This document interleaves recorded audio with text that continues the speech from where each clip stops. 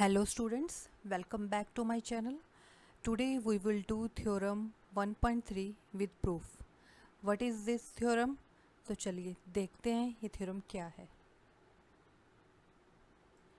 तो theorem 1.3 हमारी क्या है, उसमें given है हमारे पास let p be a prime number.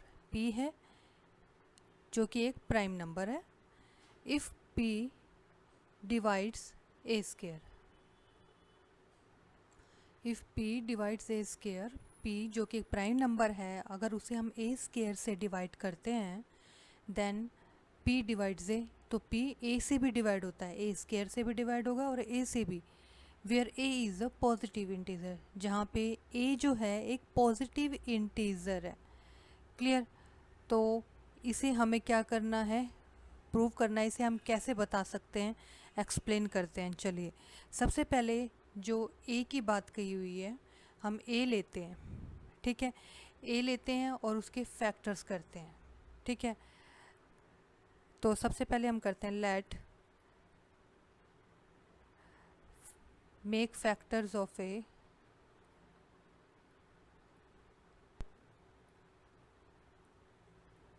तो हमने लेट कर लिया ए के फैक्टर्स को, ए इक्वल टू में p1 p2 p3 up to pn, ठीक है। ये हमने क्या किया, लेट, और p यहाँ हमारे पास गिवन है, p is a prime number. Clear? अब स्केयरिंग बोथ साइड्स करेंगे। अब ये स्केयरिंग वाला हमने क्यों कंसेप्ट लिया है वो भी अभी बताती हूँ मैं। स्केयरिंग बोथ साइड्स, स्केयरिंग का इसलिए लिया हमने क्योंकि यहाँ क्या कहा है उसने, p डिवाइड्स ए स्केयर, ठीक है। तो यहाँ स्केयर की बात आ गई तो हमें स्केयरिंग बोथ साइड्स वाला कंसेप्ट लेना पड़ेगा। तो हम स्केयरिंग बोथ साइड्स करेंगे तो ये क्या हो जाएगा, ए स्केयर इक्वल टू में इन सब का स्केयर, मीन्स कि p1 का स्केयर, p2 का स्केयर, p3 का स्केयर अप टू pn का स्केयर। क्लियर? ये दोनों आ गए, ये फर्स्ट है हमारा, ये हमारा हो गया सेकेंड।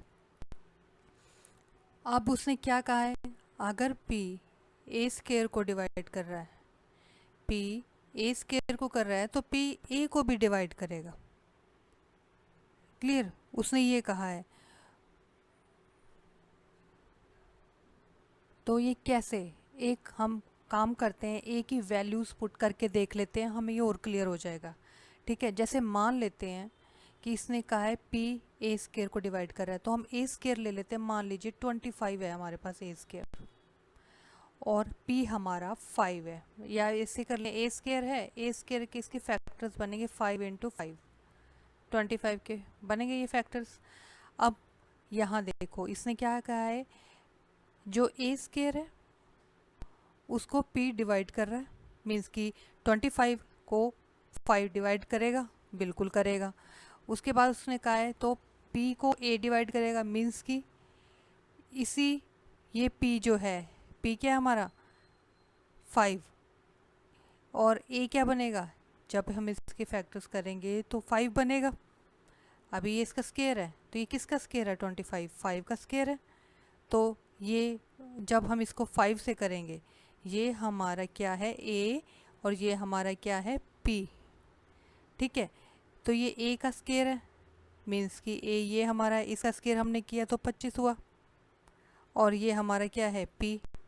तो अगर p a स्केयर को डिवाइड कर रहा है तो p a को भी डिवाइड करेगा, कर रहा है 5 25 को कर रहा है तो 5 5 को तो करेगा ही।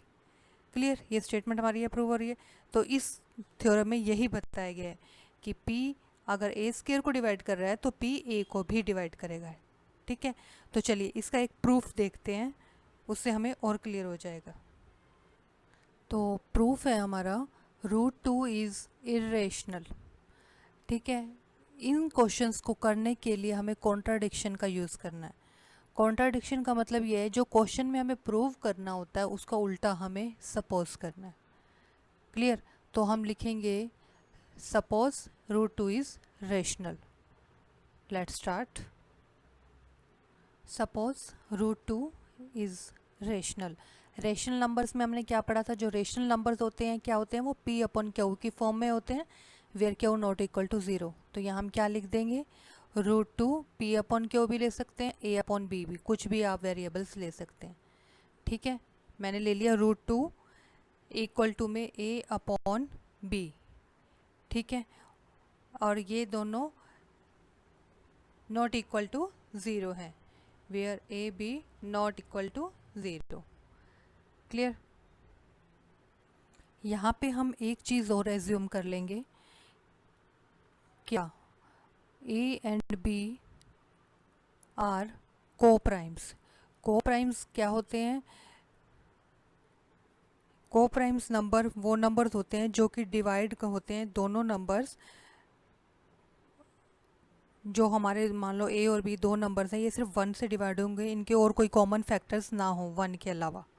ठीक है, वो हमारे क्या होते हैं, को प्राइम नंबर्स। ठीक है, तो हमने एज्यूम कर लिया a और b ये दोनों क्या है, हमारे को प्राइम्स हैं। ठीक है, अब आगे चलते हैं, अब हम करेंगे स्केयरिंग बोथ साइड्स, क्योंकि अभी हमने वो की है थ्योरम, उसमें स्केयरिंग की बात हो रही थी, p divide a square p divide a, तो स्केयरिंग हमें करनी पड़ेगी। ठीक है, squaring both sides, squaring both sides करने पर √2 का स्केयर हो जाएगा और इधर से हो जाएगा हमारा a अपॉन b का स्केयर। तो क्या आ जाएगा, 2 इक्वल टू में a square upon b square. ठीक है, अब ये क्या बना, क्या लिख सकते हैं हम इसको, यहाँ पे अगर हम a की वैल्यू निकालें तो यहाँ क्या आ रही है हमारी a की वैल्यू, इसको हम लिख लेते हैं,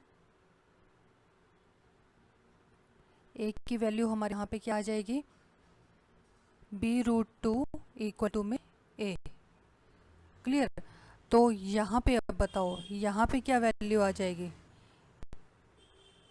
किसकी वैल्यू निकालनी है यहाँ पे हमें, फिर से a की, तो ये हो जाएगा 2b square equal to a square. ये दोनों कंडीशन समझ आ गई। यहाँ पे हमारी क्या है, a की वैल्यू, यहाँ a स्क्वायर की वैल्यू। ये हम दोनों हमने क्यों फाइंड आउट किए, क्योंकि हमारे थ्योरम में था p divide a square p divide a। ठीक है, तो ये दो हमारी आ गई। चलिए अब इसके बाद क्या करना है देखते हैं।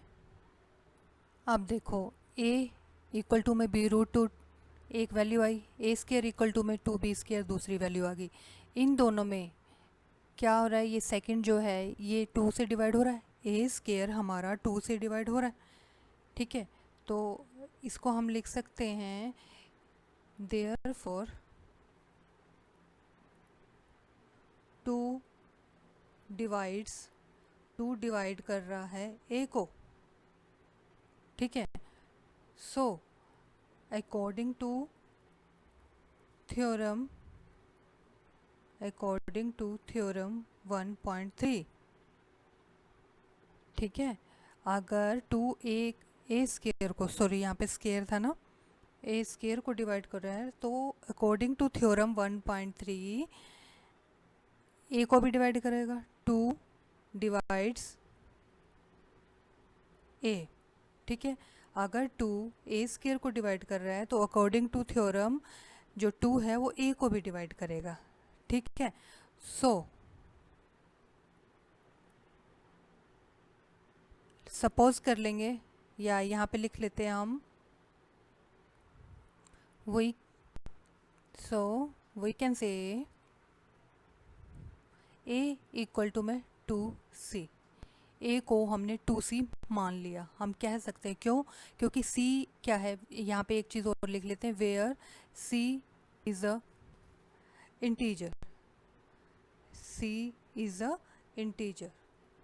ठीक है, c एक इंटीजर है, इसका मतलब ये हुआ कि c की जगह पे हम कोई भी वैल्यू पुट कर ले, 1 कर लें 2 आएगा, अगर 2 कर दें 4 आएगा, 3 करें 6 आएगा, जितनी भी वैल्यूज़ आएंगी ये सारी डिवाइड होंगी 2 से। तो यही वो कहना चाह रहा है कि a इक्वल टू हम 2c ले सकते हैं, क्योंकि c एक इंटीजर है, उसकी जगह पे हम कोई भी वैल्यू पुट करें तो वो डिवाइड हो जाएगी 2 से। ठीक है, तो इसलिए हमने इसको 2c ले लिया। अब आगे क्या करेंगे, बस अब लिख दो put a equal to 2c। ठीक है, पुट कर देंगे, कहाँ पुट करना है, ये इस इक्वेशन में, तो चलिए करते हैं। 2c इस इक्वेशन में सेकंड वाली में पुट करते हैं, यहाँ लिख सकते हैं इन सेकंड। ए की जगह पे आ जाएगा 2c और इसका हो जाएगा स्क्वायर इक्वल टू में 2b square, 4c square equal to में 2b स्क्वायर। 2 को 4 से करेंगे तो ये आ जाएगा 2c square equal to b square. ठीक है, तो b स्क्वायर इक्वल टू में 2c स्क्वायर। इसका मतलब क्या हो गया, 2 डिवाइड कर रहा है b स्क्वायर को, this means 2 divides b square. ठीक है, सो 2 डिवाइड b को डिवाइड कर रहा है तो b को डिवाइड करेगा अकॉर्डिंग बाय यूजिंग थ्योरम, ये भी लिख सकते हैं बाय यूजिंग थ्योरम 1.3। क्लियर। तो अब तक जो हमने क्वेश्चन किया है उसमें अब तक हमने क्या कंक्लूजन निकाला है कि 2 a स्क्वायर को भी डिवाइड कर रहा है, 2 b स्क्वायर को भी डिवाइड कर रहा है। इसका मतलब क्या हुआ, सो वी कैन से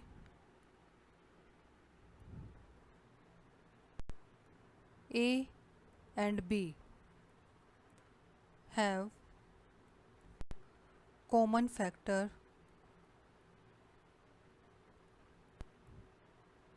2, और जबकि हमने ए और बी को को प्राइम माना था और को प्राइम में हमने कहा था 1 के अलावा कोई उनका कॉमन फैक्टर नहीं होना चाहिए। को प्राइम जो होते हैं ए एंड बी, अगर हम को प्राइम माने तो कोई a and B are the को prime numbers if only positive integer that divides both of them is 1। ठीक है, वो पॉजिटिव इंटीजर जो दोनों को डिवाइड करे वो 1 होगा सिर्फ, जबकि हमारा यहाँ कॉमन फैक्टर 2 भी निकल रहा है एक। तो ये कॉन्ट्राडिक्शन जो हमने स्टार्टिंग में ली थी कि √2 इज़ अ रेशनल नंबर, वो तो यहीं पे फेल हो रही है हमारी कॉन्ट्राडिक्शन। ठीक है, तो बस यहाँ लिख देंगे बट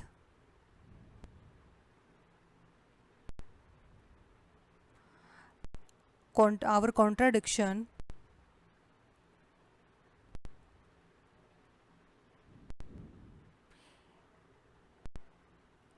क्या लिखेंगे, बट our contradiction ये यहाँ पे लिख देंगे, एक और लिख सकते हैं लाइन, इसकी जगह हम एक और इजी वे में लिखते हैं ताकि हमें याद रहे एग्ज़ाम्स तक। इजी स्टेटमेंट यूज़ करते हैं, लिख सकते हैं, यहाँ हमने लिख दिया सो we can say A and B have common factor 2। ठीक है, जबकि ये ऐसा नहीं होना चाहिए कि इनके because but we assumed A and B are co prime numbers, माना था ऊपर। ठीक है, A and B are co primes, so यहाँ पे आप आगे क्या लिख देंगे हम, so here contradiction arises, contradiction मतलब जो उल्टा करना जो हमने माना था, कॉन्ट्राडिक्शन अराइजेज, कॉन्ट्राडिक्शन अराइज होती है एंड आवर एजम्पशन जो हमने माना था वो हमारी एजम्पशन जो है is and our assumption is incorrect, हमारी एजम्पशन गलत। ठीक है,